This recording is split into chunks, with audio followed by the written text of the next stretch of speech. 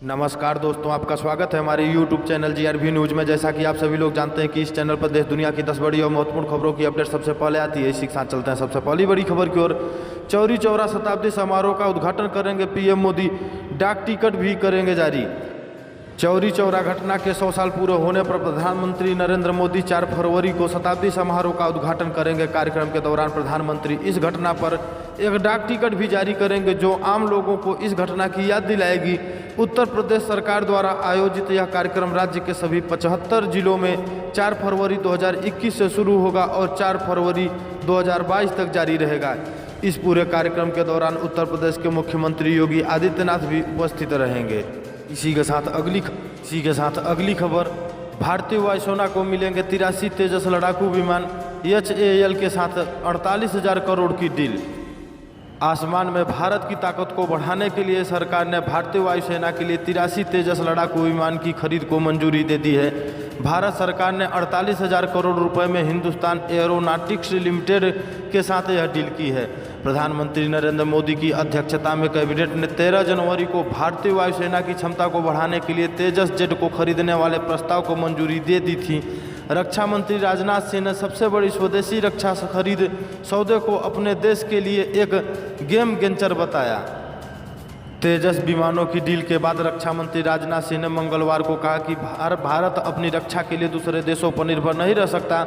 बंगलौर में Hindustan aeronautics limited की दूसरी LCA तेजस निर्माण सुविधा का उद्घाटन किया। उन्होंने इस अवसर पर कहा कि भारत आत्मनिर्भर भारत अभियान के तहत अपनी रक्षा उत्पादन क्षमता को बढ़ाने की दिशा में तत्पर है।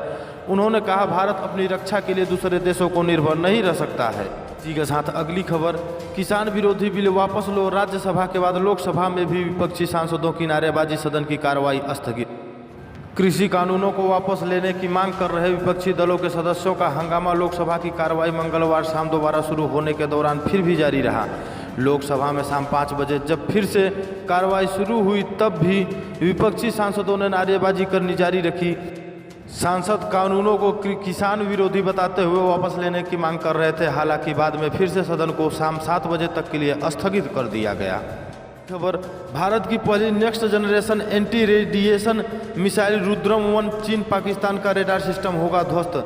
चीन और पाकिस्तान की ओर से लगातार हो रही नापाक कोशिशों का सामना कर रही भारतीय सेना को एक और दमदार हथियार मिला है। बेंगलुरु में हो रहे एरो इंडिया शो के दौरान भारत की पहली next generation anti radiation missile Rudram की झलक देखने को मिली। इस मिसाइल की खासियत यह है 200 किलोमीटर दूर तक दुश्मन के रेडार सहित अपने किसी भी लक्ष्य को निशाना बना सकती है।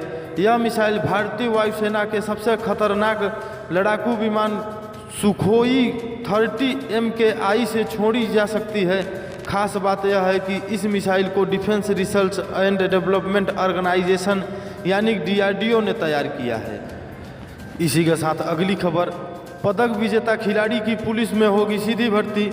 मध्य प्रदेश के गृह मंत्री नरोत्तम मिश्रा ने कहा कि मान्यता प्राप्त राष्ट्रीय एवं अंतर्राष्ट्रीय प्रतियोगिताओं के पदक विजेता खिलाड़ियों को प्रदेश सरकार पुलिस विभाग में सीधी भर्ती करेगी। इसके अंतर्गत प्रतिवर्ष 60 पदों पर सीधी भर्ती की जाएगी। इसमें 10 पद उप निरीक्षक और 50 पद कांस्टेबल के रहेंगे। आधिकारिक जानकारी में नरोत्तम मिश्रा ने बताया कि प्रदेश के उत्कृष्ट खिलाड़ियों को ओलंपिक, एशियाड और कॉमनवेल्थ गेम में पदक जीतने पर सीधे उप निरीक्षक के पद पर नियुक्ति दी जाएगी। राष्ट्रीय स्तर पर प्रतियोगिताओं के पदक विजेता खिलाड़ी को कांस्टेबल के पद पर नियुक्ति दी जाएगी। उन्होंने बताया कि उक्त स्तर पर दिव्यांगों के लिए आयोजित प्रतियोगिताओं के पदक विजेता खिलाड़ी को भी लाभ दिया जाएगा। उन्होंने कहा कि उपरोक्त पदों की भर्ती के लिए खिलाड़ियों के पास अवांछित शैक्षिक अर्हता होना आवश्यक है। उनकी किसी भी प्रकार की परीक्षा ना ली जाएगी और ना ही फिजिकल टेस्ट होगा। इसी के साथ अगली खबर। मध्य प्रदेश के 24 लाख किसानों को सरकार ने दी बड़ी राहत। सरकारी बैंकों से लिए कर्ज का ब्याज होगा माफ। मध्य प्रदेश की राजधानी भोपाल में मंगलवार को मुख्यमंत्री शिवराज सिंह चौहान की अध्यक्षता में कैबिनेट की बैठक हुई। इस बैठक में कैबिनेट ने सहकारिता विभाग के प्रस्ताव को मंजूरी दे दी।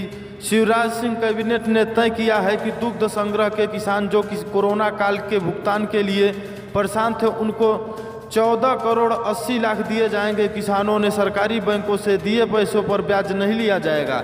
24 लाख किसानों को इसका होगा लाभ। इसी के साथ अगली खबर, पटना एयरपोर्ट को निजी हाथों में सौंपने की तैयारी, विरोध शुरू, 1200 करोड़ की लागत से हो रहा विस्तारीकरण। बजटीय प्रावधानों में एयरपोर्ट को निजी हाथों में सौंपने की घोषणा के बीच पटना एयरपोर्ट को निजी हाथों में सौंपने का कयास शुरू हो गया है। पटना एयरपोर्ट के कर्मियों की ओर से इसका विरोध भी शुरू हो गया है। एयरपोर्ट अथॉरिटी एम्प्लॉइज यूनियन की पटना शाखा के सचिव अखिलेश कुमार सिंह ने कहा कि लाभ में चल रहे एयरपोर्ट को निजी हाथों में सौंपने का निर्णय सही नहीं है। दिल्ली, जयपुर, लखनऊ, रायपुर, भुवनेश्वर, त्रिड़ी और गुवाहाटी के बीच पटना एयरपोर्ट को भी निजी हाथों में सौंपने को तैयारी है। फिलहाल पटना एयरपोर्ट के विस्तारीकरण में 1200 करोड़ से अधिक की राशि खर्च की जा रही है। इसी के साथ अगली खबर, बिहार कैबिनेट का फैसला, स्नातक पास छात्राओं को 50,000 व इंटर पास अविवाहित लड़कियों को 25,000 रुपये मिलेगा। मुख्यमंत्री कन्या उत्थान योजना के अंतर्गत अब इंटरमीडिएट पास अविवाहित लड़कियों को 25,000 और स्नातक उत्तीर्ण सभी विवाहित अविवाहित दोनों लड़कियों को 50,000 रुपये की राशि एक मुफ्त मिलेगी। अभी तक इस योजना में इंटरमीडिएट को 10,000 और स्नातक उत्तीर्ण लड़कियों को 25,000 रुपये दिए जाते थे। इस तरह यह सहायता राशि दोगुनी कर दी गई है। मुख्यमंत्री नीतीश कुमार की अध्यक्षता में मंगलवार को हुई राज्य कैबिनेट की बैठक में यह निर्णय लिया गया। कैबिनेट ने कुल 17 प्रस्तावों को मंजूरी दी है। 7 निश्चित 2 के तहत इसकी घोषणा पहले ही की गई थी। इसी के साथ अगली खबर, दिल्ली में जल्द खुलेंगे स्कूल, नर्सरी एडमिशन भी होंगे शुरू। केजरीवाल ने निजी स्कूलों के प्रधानाचार्यों से मुलाकात में किया ऐलान। दिल्ली के मुख्यमंत्री अरविंद केजरीवाल ने मंगलवार को दिल्ली सचिवालय में निजी स्कूलों के प्रधानाचार्य से बातचीत की। इस दौरान केजरीवाल ने कहा कि हम तुरंत नर्सरी एडमिशन शुरू करने की प्रक्रिया शुरू करेंगे। मुख्यमंत्री ने कहा कि इस बार कोविड की वजह से थोड़ी देर हो गई। हम उम्मीद करते हैं कि जल्द ही बाकी स्कूल खुल जाएंगे। केजरीवाल ने कहा कि बच्चे स्कूल और कॉलेजों में वापस जाना चाहते हैं, लेकिन माता पिता और शिक्षक चिंतित हैं। चूँकि अब वैक्सीन आ गई है, हमें उम्मीद है कि हम जल्द ही स्कूल खोल पाएंगे। हम जल्द ही नर्सरी दाखिले की प्रक्रिया शुरू करेंगे, इसके लिए तैयारी चल रही है। यहीं पे समाचार समाप्त होता है। इसी प्रकार के समाचार को पाने के लिए इस चैनल को सब्सक्राइब करें और ज़्यादा से ज़्यादा शेयर करें।